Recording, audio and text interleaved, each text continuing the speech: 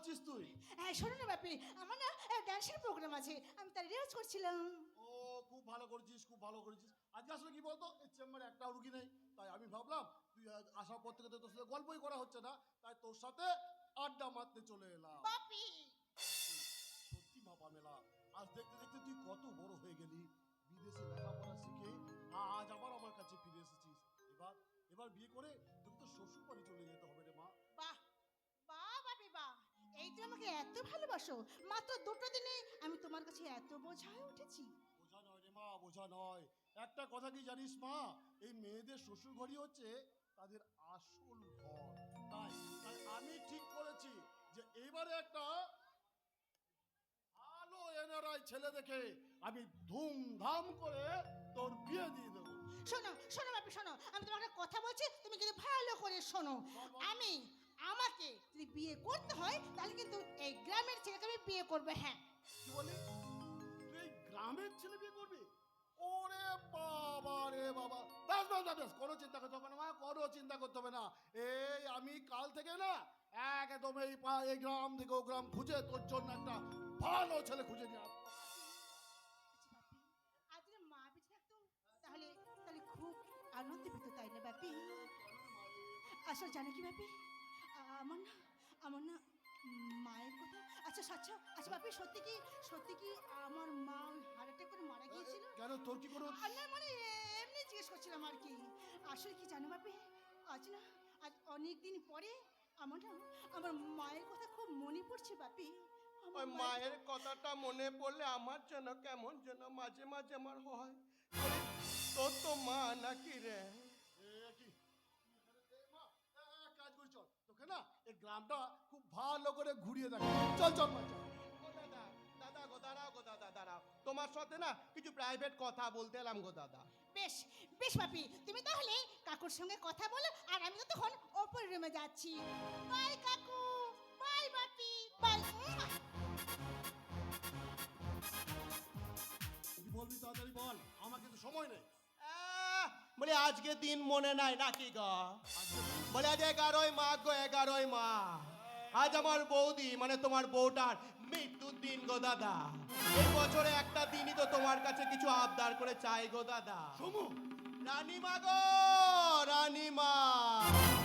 আরে চম্পা চামেলি ঢ্যামনা রঘু, ঢোলে বাজা রে, ঢোলে বাজা। আমার দাদা আমাকে কিছু বলবে রে, কিছু বলবে। সমু, এই সমু, আর কতদিন কতদিন তুই এভাবে আমাকে ব্ল্যাকমেল করে যাবি? আর কতদিন আমার এই এক টাকা প্রপার্টি তুই আর তোর নামে লিখে নিবি বলতে পারিস সমু? না মানে আমি, হ্যাঁ হ্যাঁ, আর কোন প্রপার্টিটা তোকে আমি লিখে দিলে তুই শান্তি দেবে? আজও লেখাবো গো দাদা।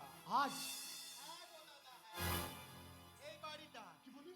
এই বাড়িটা তুমি আমার নামে লিখে দাও না গো দাদা। চিন্তা করো না গো দাদা, একদম চিন্তা করো না। এই বাড়িটা থাকবে এই আমার নামে, আর তোমরা থাকবে কৃতদাস হয়ে গো,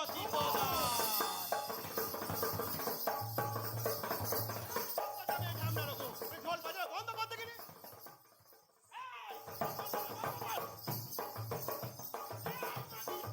দেখি দাদা, তোমার গুরুত্বপূর্ণ সিদ্ধটা ঢোল থেকে বাজিয়ে দে, দেখি মারবো মুখে 1 লাখ।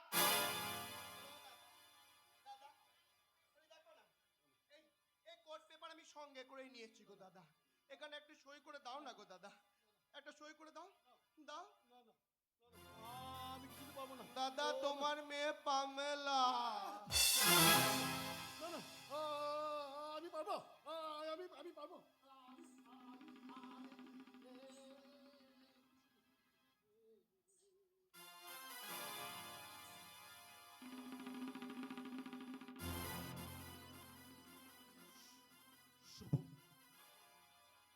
সমু, হে ঈশ্বর,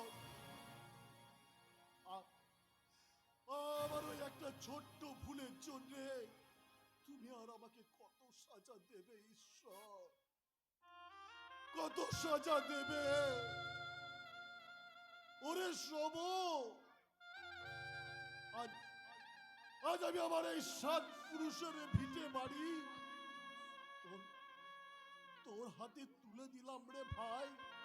শুধু শুধু তোর কাছে আমার একটা অনুরোধ রে ভাই, আমার আমার ওই একটা মাত্র মেয়ে, আমার আমার মেয়ে পামেলাকে নিয়ে তুই আমাকে বাঁচতে দে না ভাই, তুই আমাকে বাঁচতে দে। আমি শুধু তোর কাছে করো জোরে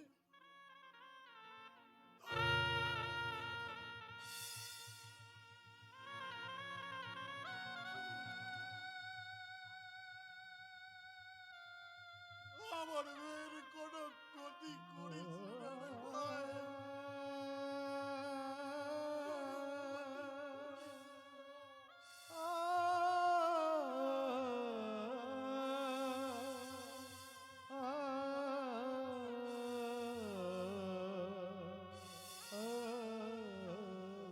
আমার নিজের দাদাকে এইভাবে কাঁদতে দেখে আমার বুকের ভেতরটা কেমন যেন মুচড়ে উঠলো।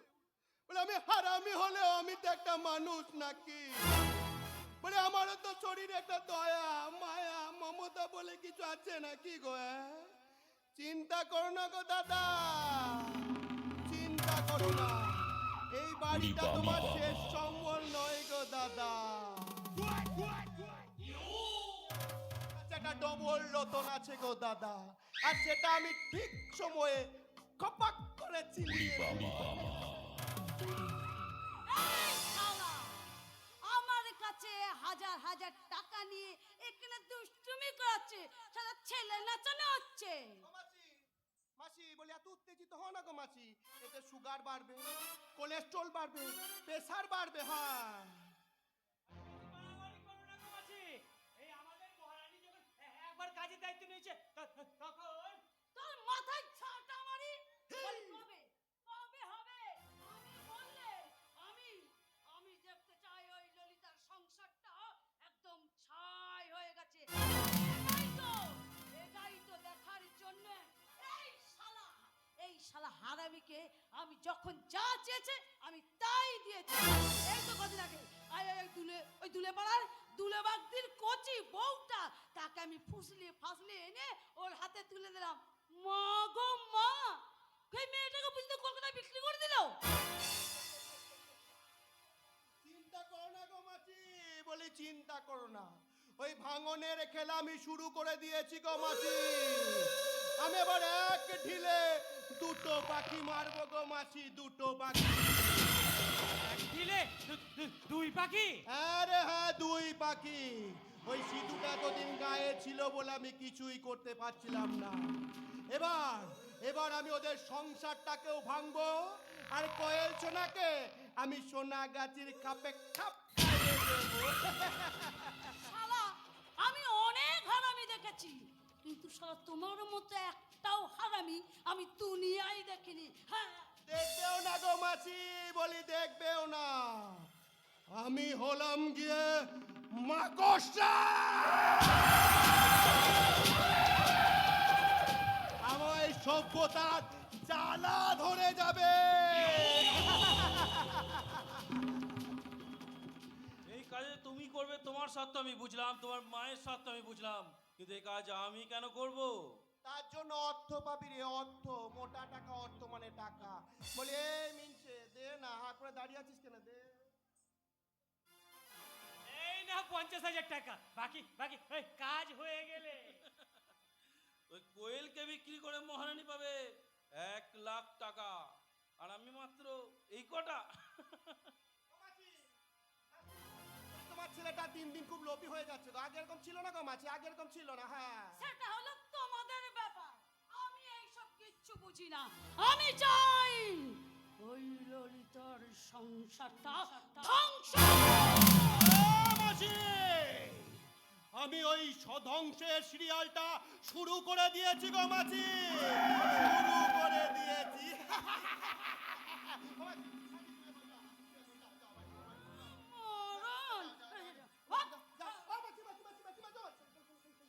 শোনো না, শোনো, বলি বল না, বলি বল না। বলছি কালকে ওই মানে রাতে গিয়ে না ভালো করে রান্না বান্না করবে, খাওয়া দাওয়া করবে, তারপর নিশ্চিন্তে ঘুমিয়ে পড়বে গো মাসি। মরণ আর কি হ্যাঁ গো মাসি, কারণ কাল থেকে তোমাকে যে আবার কাজে লেগে পড়তে হবে গো মাসি। ওই চাণক্যের বুদ্ধির সাথে মির্জাপুরের শয়তানি মিশিয়ে শকুনির চাল দিয়ে আর কংসের ধ্বংস দিয়ে শুরু করব আমি T20 ম্যাচ। যে ম্যাচে ৪ লিটার হবে মাসি গো মাসি, মাসি মাসি গো মাসি, মাসি মাসি গো মাসি, মাসি মাসি গো মাসি, মাসি। আর আম্পিয়ার হবে, আম্পিয়ার হবে ঢ্যামনা পুলিশ। আর তুই কি হবি? তুই হবি গিয়ে থার্ড আম্পায়ার। আর তুমি? আমি হব এই ম্যাচের ম্যান অফ দি ম্যাচ।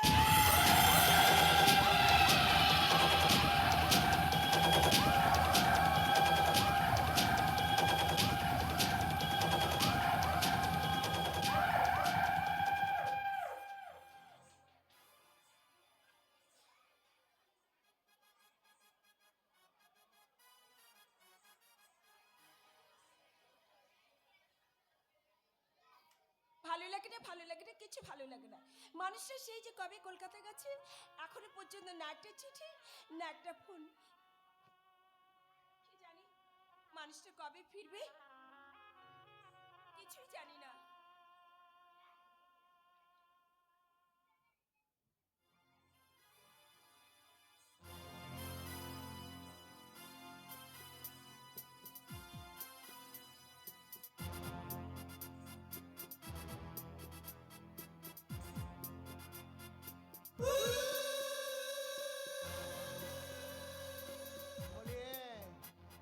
বলি হা করে কি দেখছিস রে সুশান্ত? বলি ওই রসে ভরা কতটা নাকি রে? আরে বলো কি আরে মহারানী? ও ভালোবাসে সিধুকে রে, সিধুকে। আরে তবে কি করা যায় বলতো মহারানী? তুই এক কাজ কর, তুই গিয়ে না ওকে জোর করে ধর্ষণ কর, তাতে তোর শরীরের খিদে জ্বালা তেষ্টা দুটোই মিটবে। আরে কোয়েল শোনা, কোয়েল শোনা গায়ে অসতি হয়ে দুঃখে কষ্টে গা ছাড়বে, আর সিধুটা গায়ে ফিরে এসে যখন সব শুনবে তখন। আরে বুঝেছি মহারানী, বুঝেছি।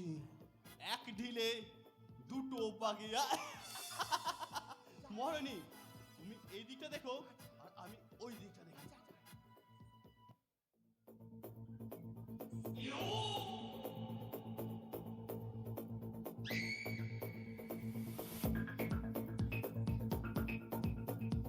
এই মহারানী যাবো নাকি? যা না রে যা। এই মহারানী যাবো? আরে যা না রে ঠান্ডা যা।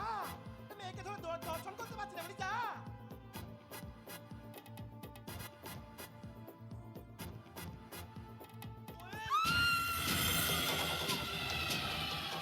আরে কোয়েল বলি করছিসটা কি?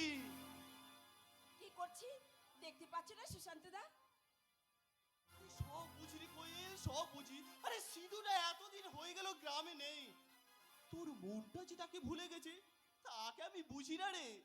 তাই বুঝি সকাল সকাল চলে এসেছে কাটা খায় নুনে ছেটে দিতে? না না না না না না না না, আমি এসেছি তোর মনে জ্বালাটা দূর করতে। আরে আরে সিঁদুর এই তো কি হয়েছে? আরে আমি তো আছি। আরে সিঁদুর বদলে আমাকে দিয়ে কাজটা চালিয়ে নে না।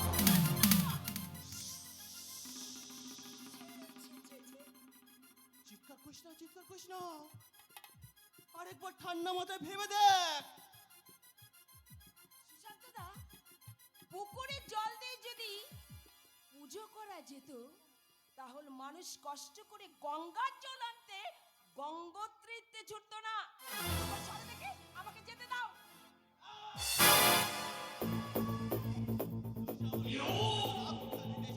আমার শিরায় উপশিরায়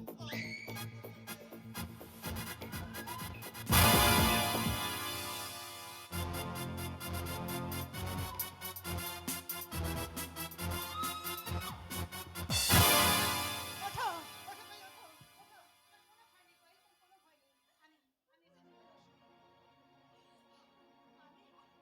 গ্রামে ঘুরতে এসেছিলাম, তোমার চিৎকার চেঁচামেচি শুনে আমি চলে এসেছি।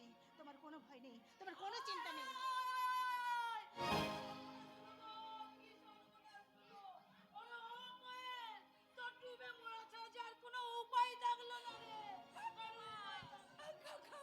চুপ কর, ঠিক বলেছি। কি হয়েছে? হায় হায় হায়। দেখো না কাকু, এই শয়তানটা কোয়েলকে একা পেয়ে তার সর্বনাশ করতে চেষ্টা করেছে জোর করে। এই ঢামনা ছেলে বলে না গোটা নাই দেখে ওকে একাপে এত রেপ করে বসে আছি নাকি রে? আয় কি সর্বনাশ হলো গো, ওরা মুখ পুড়ি, এবার কি হবে? ওগো কে কোথায় আছো?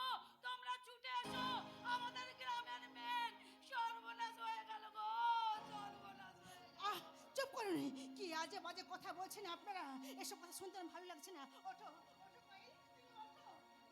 তোমার পাশে কেউ না থাকলেও আমি আছি কোয়েল, আমি তোমার পাশে আছি। আমি তোমাদের সঙ্গে আছি। কোয়েলকে শ্লীলতাহানি করার অপরাধে আমি তোমাকে অ্যারেস্ট করছি। তুই কি বলছিস ভাই? আমি যে তোর বড় দাদা। So what? আমি এখন একজন আইনের রক্ষক, তাই আমার কাছে সম্পর্কের চেয়ে আইনের আদর্শ আগে।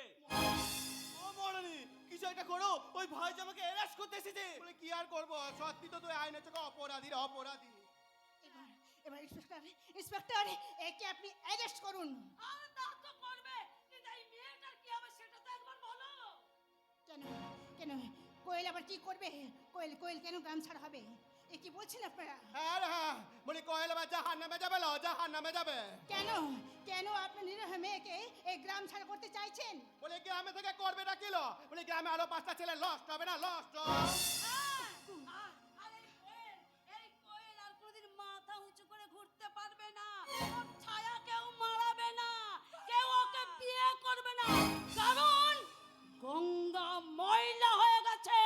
কাকিমা, গঙ্গায় ভেসে আসা একটা শুকনো লাশকে দেখে আপনারা গঙ্গাকে অপবিত্র বলতে পারেন না, কারণ সেই গঙ্গাতে ভেসে আসা একটা মালা যখন একটা মৃতদেহ হতে পারে, তেমনি ভেসে আসা কোনো প্রতিমারও হতে পারে।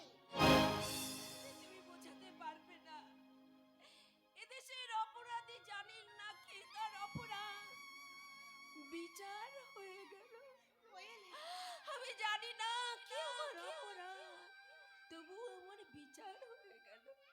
না না আমি বাঁচতে চাই না, আমি বাঁচতে চাই না।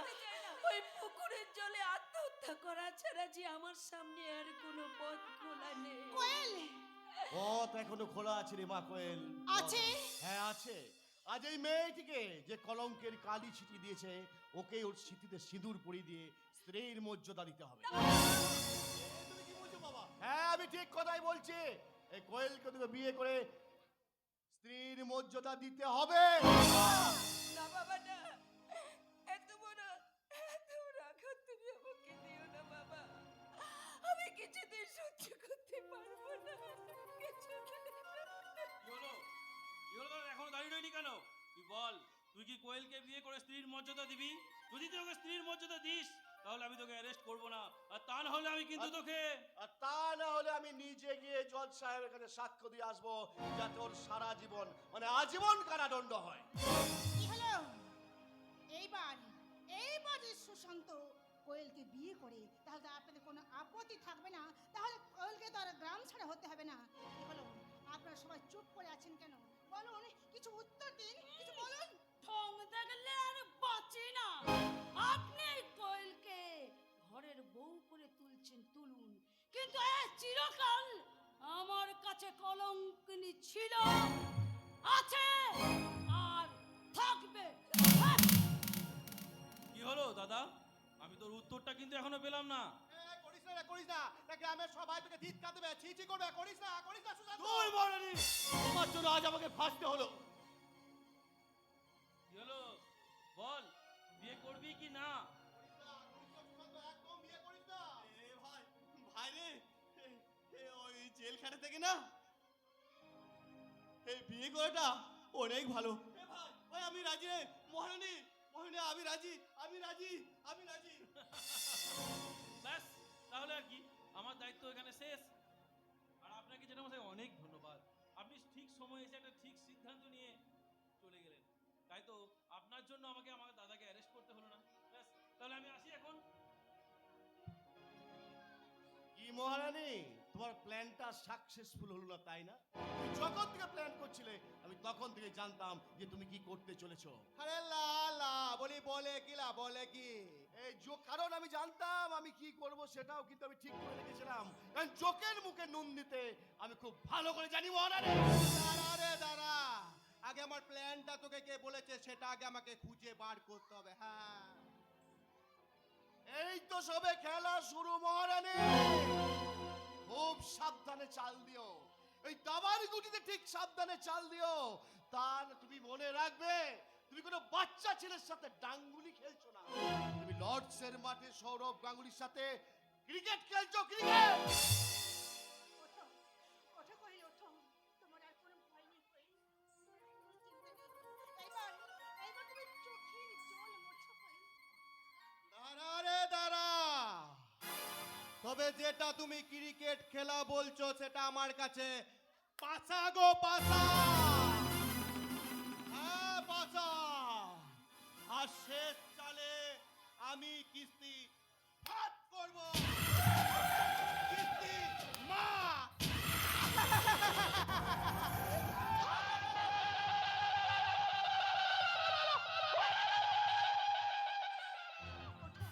ওঠো কোয়েল, আর তোমার কোনো ভয় নেই, তোমার কোনো চিন্তা নেই। এইবার তুমি চোখের জল মোছো। তুই ওটা বলে মুখ দিয়ে আগলে রাখো মা। তুই চুপ করে থাকিস না মা। তুই চুপ করে থাকিস না, তুই কথা বল মা। ওরে মা, আমি তোকে সারা জীবন মুখ দিয়ে আগলে রাখবো। ওই দেখ। কোয়েল কোয়েল কোয়েল, তুমি তুমি আর কোনো চিন্তা নেই, আর তোমার কোনো চিন্তা নেই, কোনো ভয় নেই। এইবার তুমি চোখের জল মোছো, তুমি আমার কথা বলো কোয়েল। কি হলো? না না না না না, আর তুমি চুপ করে থেকো না কোয়েল, তুমি কথা বলো কোয়েল, তুমি কথা বলো। কোয়েল,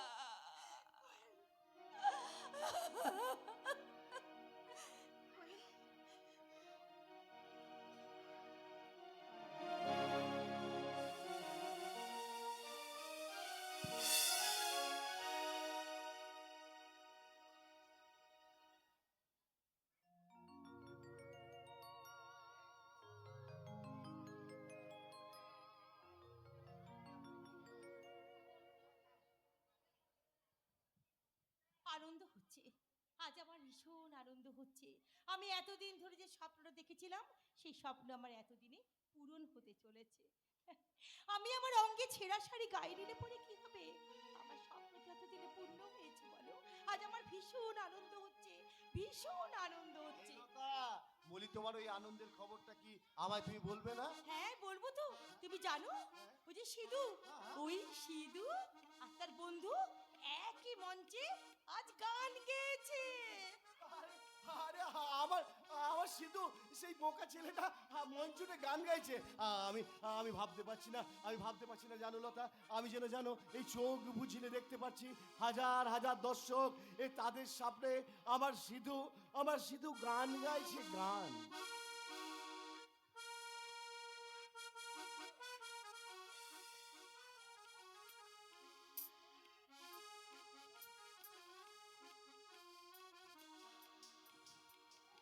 লেডিস অ্যান্ড জেন্টলম্যান, এই শুভ সন্ধ্যায় আপনাদের কাছে গান করে শোনাবে আমার বন্ধু সিদ্ধার্থ।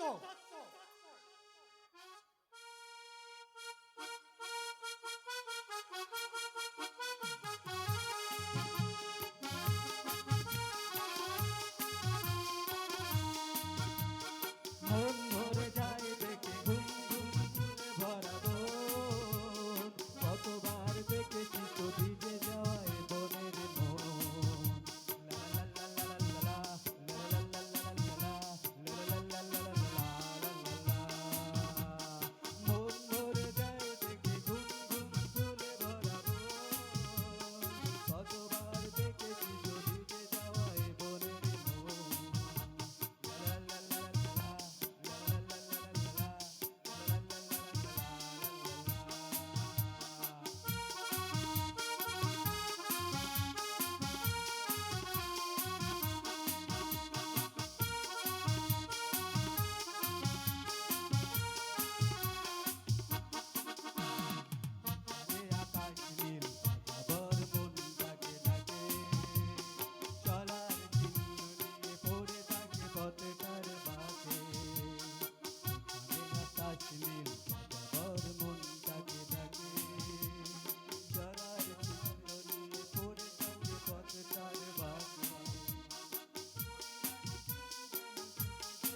গ্রামে শুনি নেশা ধরা পাখির কুজন লা লা লা লা লা লা লা, লা লা লা লা লা লা লা, লা লা লা লা লা লা লা লা।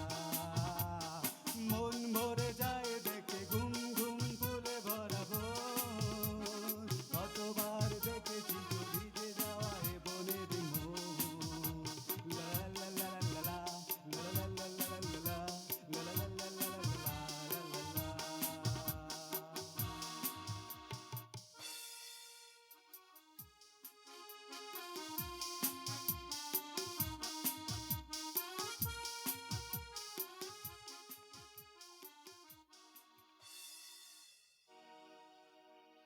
কি গো, এতক্ষণ ধরে তুমি কি ভাবছিলে?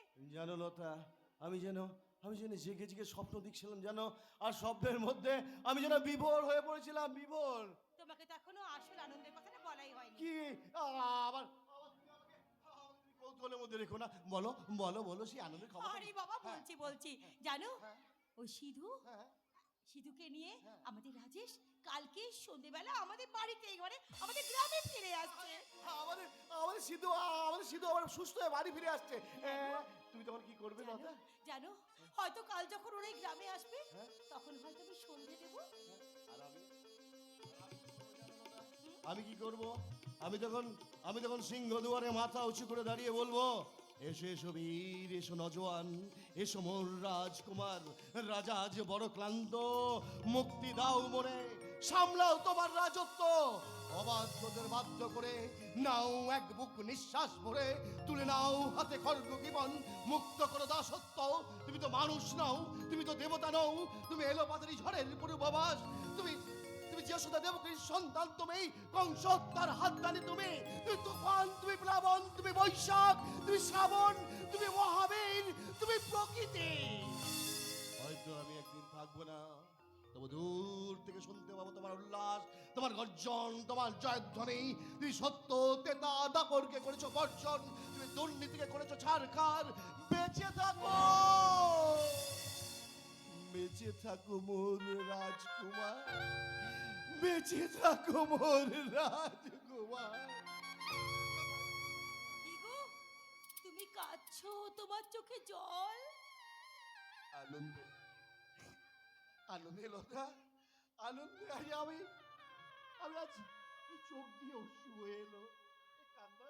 জানো, জানো আমার কি মনে হচ্ছে? আমার আজকে আনন্দের দিনে মনে হচ্ছে মায়ের, মানে তারাপীঠে গিয়ে একটু মায়ের পুজো দিয়ে আসি। কিন্তু লতা, তারাপীঠ যাওয়ার বা কালীঘাট যাওয়ার আমার যে কোনো পয়সাই নেই। তোমার কাছে নেই তো কি হয়েছে? মায়ের যখন ইচ্ছা হয়েছে, আমি না হয় তোমাদের আবার কালীঘাট থেকে ঘুরে আসবো। হ্যাঁ, তুই আমাকে নিয়ে যাবি খোকা, তুই আমাদের নিয়ে যাবি। আরে এই লতা, বলি আমি যে আমার নিজের কানকেই বিশ্বাস করতে পারছি না গো। হ্যাঁ, সত্যি বাবা, দস্যু রত্নাকর যদি নিজেকে পাল্টি ফেলে বাল্মীকি মুনি হতে পারেন, আর আমি নিজেকে পাল্টি ফেলে তোমাদের কালীঘাট থেকে ঘুরে আনতে পারবো না? বেশ, তাহলে চল, তাহলে চলো চলো, তাড়াতাড়ি করে চলো। আরে সকাল সকাল গেলে ভালো করে মায়ের মুখ দর্শন করা যাবে। তাহলে তুমি এক কাজ করো মা, ওই তাড়াতাড়ি টাকা পয়সা জামা কাপড় ব্যাগ বাক্স সব গুছিয়ে নাও। আরে দাঁড়া দাঁড়া দাঁড়া, বড় খোকা দাঁড়া। বলে আমরা তো সকালে যাবো, পুজো দেবো আর চলে আসবো, তুই আবার বাক্স এই ব্যাগ গুছিয়ে নিতে বলছিস কেন বলতো? সত্যি বাবা, তোমার বুদ্ধিটা একেবারে কমে গেছে।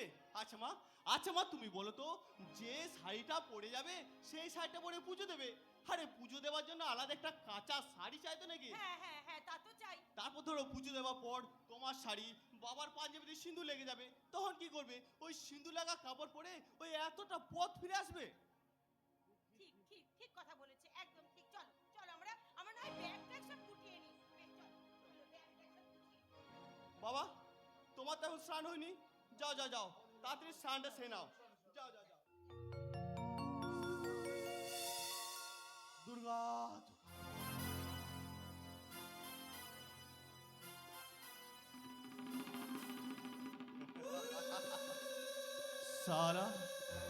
সালা জীবন আমি একটা সুযোগ পেয়েছি, সেই সুযোগটা কাজে লাগে।